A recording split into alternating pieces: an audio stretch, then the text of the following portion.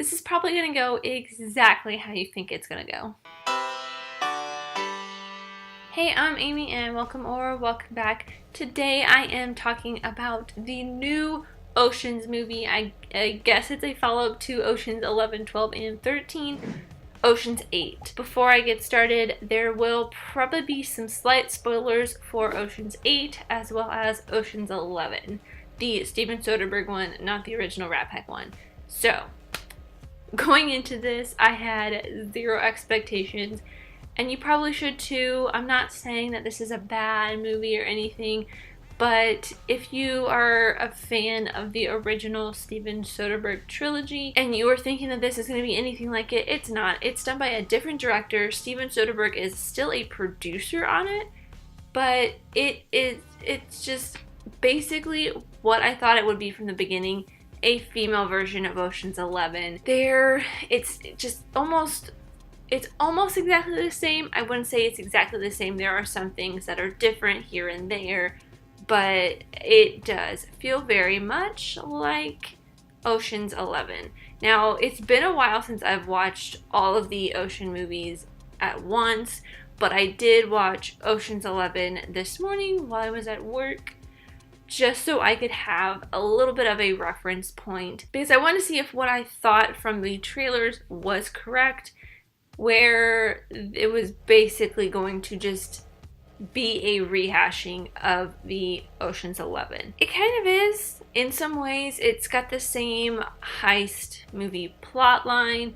It's got some of the same sort of character tropes, character types between the two. It even starts out the exact same way, which is really why I was like, this is probably going to be the exact same thing. From all of the trailers and marketing that I've seen everywhere, I figured out the plot, or at least I thought I had the plot figured out, and in the end, I kind of did. So here's where I'm going to get a little spoilery on Ocean's 8. What I had thought the plot was going to be was basically what you see in Ocean's 11. They start off this plan as soon as the main Ocean character gets out of jail. He/she, or in this case, she, goes to find her former partner, who is kind of out of the game, but not really. You see them playing the heist, gathering the rest of the crew,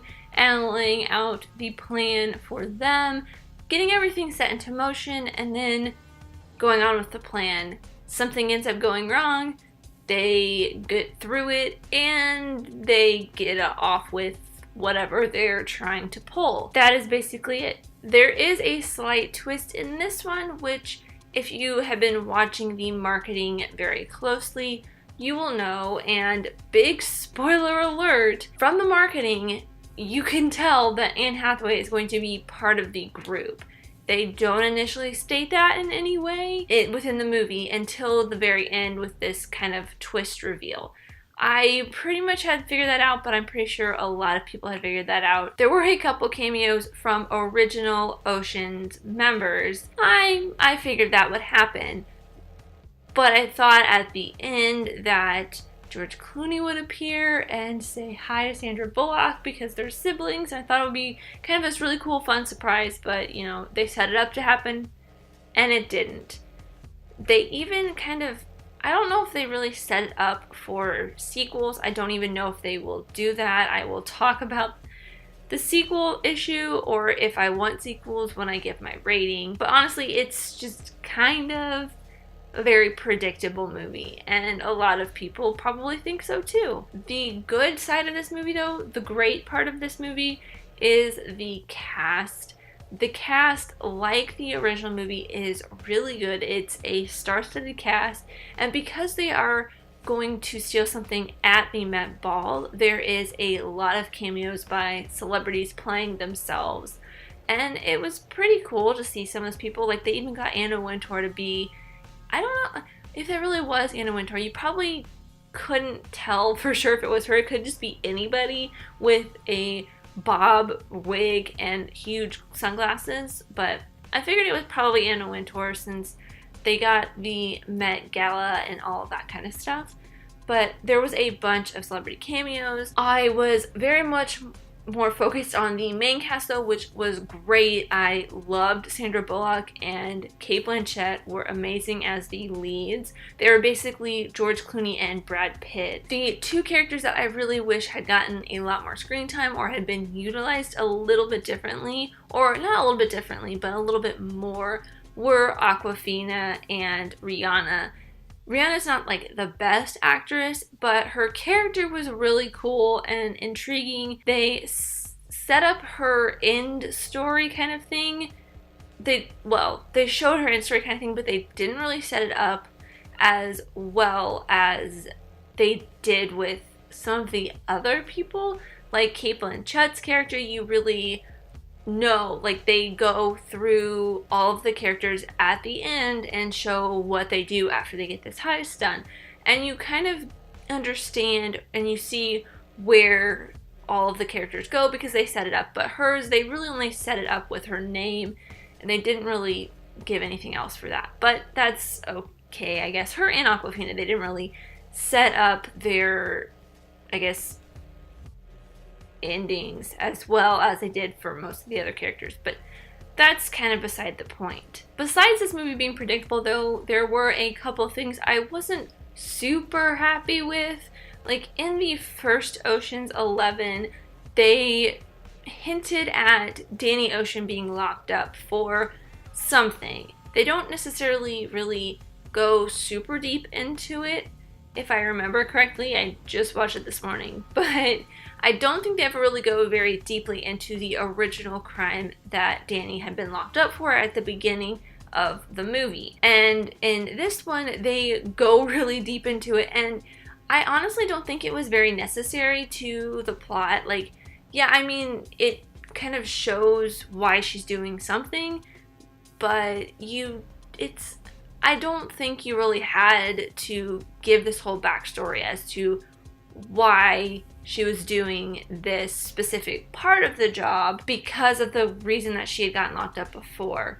I know that's kind of cagey and I said there would be spoilers, but I don't even want to go into that whole thing because it's just, I didn't even find the story very interesting, the flashback story.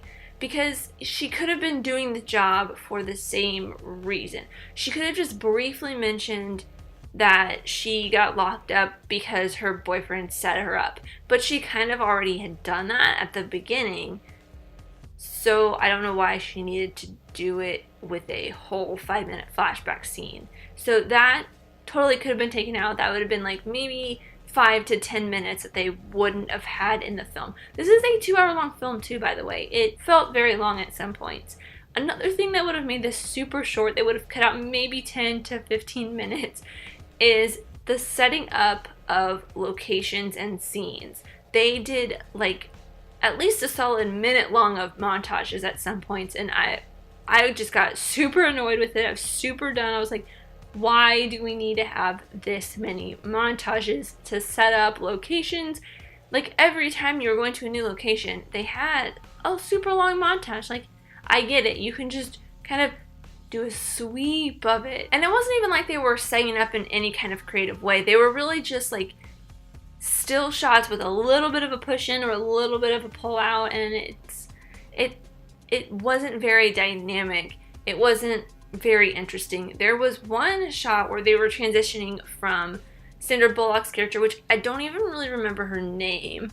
I don't even remember any of the characters' names. They didn't really give the characters very memorable names, but you see Sandra Bullock's character walking down the street of New York after she gets out of prison, and the way they did it, it just felt like a Soderberg film. The way he would have shot it, the way it would have looked in Ocean's 11, but then that was the only time they had a really fun dynamic shot like that. I feel like Soderberg was there for some days of filming, but not others. The setup of the heist was pretty interesting, like them pulling the heist off was pretty interesting, but other than that, it was just another heist movie. So with all that in mind, my rating for this is definitely Netflix if I'm super bored. I probably would not pay for it. I wouldn't go as low as like TV, because that would make it like almost a 2 out of 5, and I feel like a 3 out of 5 is a little bit more on how I would rewatch this again. But like I said earlier, I was going to talk a little bit about the sequel-ness of this. They possibly could do a sequel if this makes enough money. They probably will, but I don't think it will make as much money as an Ocean's, like the original Ocean's movies, because I mean, I love the idea of it being an all-female cast. Like, they even make a point within the movie that she doesn't want any men on this job. She wants it to be all females, mostly because she wants them to blend in and men would stand out too much. But I still think that kind of points into the direction that they were wanting to go with this movie in the first place. I don't think the way they left it off could lend to a sequel, because they're all going their separate ways. But you know, in the end, they could just bring them all back together for a sequel. I don't know. I mean, I'd probably go see a sequel if they made it, because it is a fun popcorn heist movie, but it's not something I would watch on a regular basis like I would with the Steven Soderberg movies. That's pretty much everything I have.